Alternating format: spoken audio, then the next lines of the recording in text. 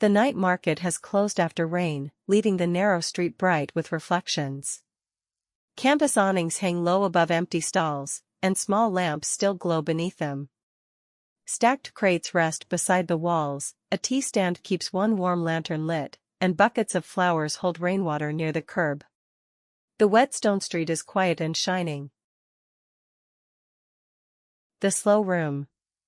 Episode 22, The Night Market After Rain. Walk into the market after the vendors have gone.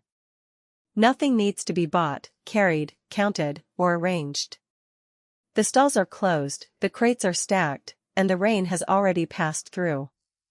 You are simply moving along a sheltered street while the lamps remain warm against the wet stone. The market entrance is marked by a narrow arch of dark brick. A small lantern hangs from its center, protected by a glass cover. Rain beads along the cover and slides down one side. Beneath the lantern, the street begins with flat stones darkened to charcoal and silver. The stones are uneven in a gentle way.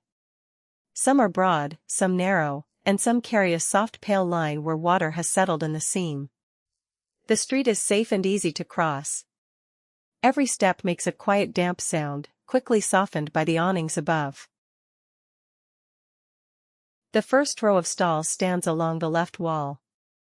Their canvas awnings are striped in faded green, cream, and rust. Rainwater gathers in the lower folds, then drops into small metal channels beside the stalls. The canvas is dark with weather, but the lamps beneath it make the colors visible. The stalls have wooden counters with shutters closed over the displays. Brass hooks hold the shutter latches. A few paper signs remain beneath the awnings, their ink softened by damp air. The words are not needed. The stalls can remain quiet shapes with their daily business safely finished. You walk beneath the first awning. The air is warmer here, touched by the lamp and protected from the open sky. The scent of wet canvas mingles with wood, stone, and the faint sweetness of fruit crates stacked farther along the street. Beside the first stall is a row of wooden crates. Some are empty and turned upside down. Others are stacked with their slatted sides facing outward. The wood is dark from the rain, and a few drops cling to the lower corners. The crates are stable, ordinary, and finished with their work for the day. One crate holds several folded canvas bags. Their handles are looped together, and their fabric is dry beneath the awning. The bags are pale brown and green, each stamped with a small square mark. They do not need to be opened or carried. The market lamps are small and round, hanging from hooks beneath the awnings. Their glass shades are warm cream, and their metal caps are dark with age. Each lamp makes one calm circle over a counter, a crate, or a length of wet wall. You pass a stall with a shallow wooden shelf covered in empty ceramic bowls.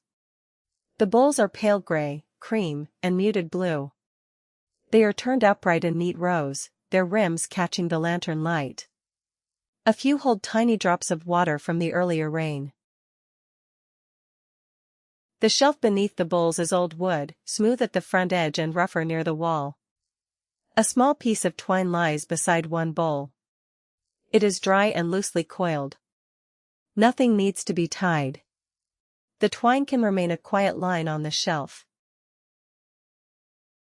The street bends gently to the right. The far lamps appear in a line, reflected in the wet stones. Their reflections stretch toward you, break at the seams, and gather again farther along. Light becomes a series of small paths on the ground, none of which needs to be followed quickly. On the right side of the street, a tea stand rests beneath a broad brown awning. Its wooden counter is closed behind a half-height shutter. A small kettle sits on a side shelf, still warm enough to give off a faint thread of steam. The tea stand's lantern is brighter than the others. It hangs from a curved iron bracket and shines through amber glass. The light touches a stack of cups, a wooden tray, and a metal tin with a round lid. The stand. You just heard the first part of this one. The rest of the episode is on Patreon right now. Subscribers get every new episode a full week before it lands anywhere else. Come finish the story at patreon.com/cw/storiesbymia.